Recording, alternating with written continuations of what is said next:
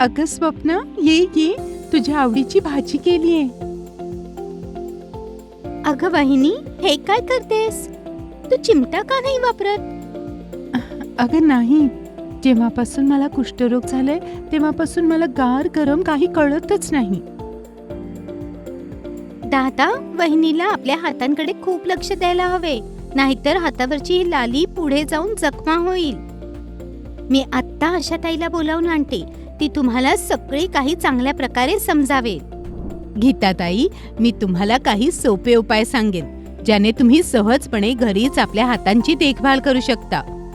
सगळ्यात आधी तर आपल्या हातांना रोज तपासून पहा की यावर काही लाली, सूज, भेगा किंवा जखम आहे किंवा नाही.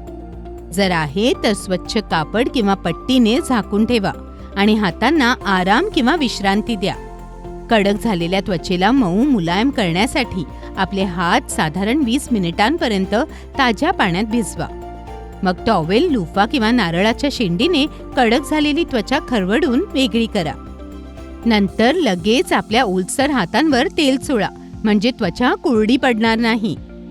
याशिवाय स्वयंपाक करताना गरम गोष्टी किंवा भांडी आणि चिमटा नेहमी जाड कापडाच्या मदतीने पकडा, म्हणजे भाजण्याचा धोका राहणार नाही. आणि रोजच्या वापरातल्या सर्व कडक आणि खडबडीत वस्तूंना सुद्धा जाड थर असलेल्या कापडाने पकडा. वाहिनी, या सर्व गोष्टींकडे लक्ष देणे खूप आवश्यक आहे. तू काळजी करू नको स्वप्ना, मी तुझ्या वहिनीला मदत आणि तिची देखभाल करेन. खूप छान रमेश. आता मी हातांचे व्यायाम करण्याची पद्धत सांगते आहे. हाताला तेल लावून तो जांघेवर ठेवा.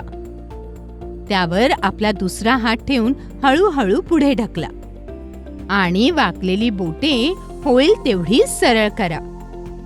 हा व्यायाम रोज 3 वेळा करायचा आहे. काय या सर्व उपायांनी माझी बोटे ठीक होतील ताई?